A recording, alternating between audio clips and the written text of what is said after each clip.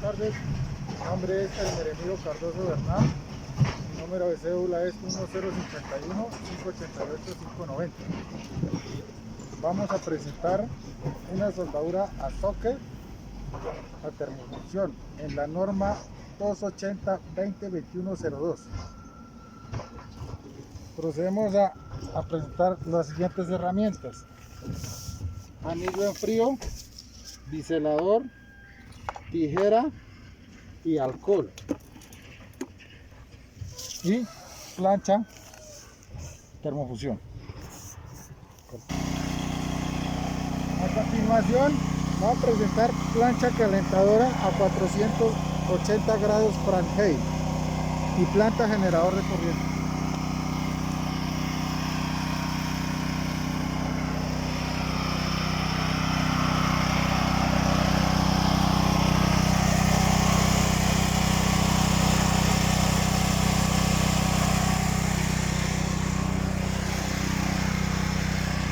Procedemos a soldar una unión de polietileno en 3/4.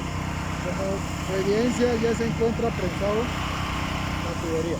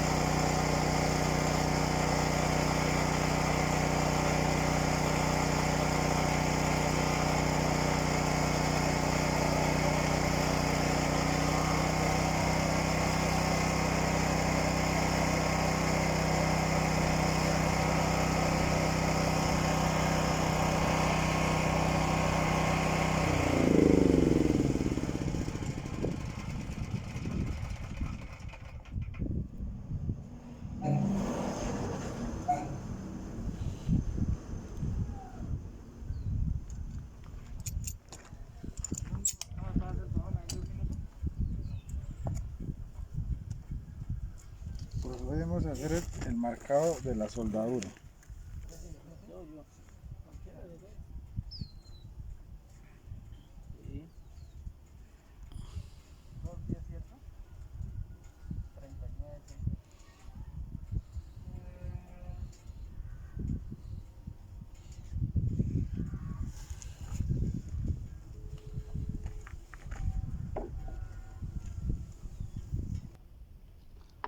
Se hace prueba de aguajabón.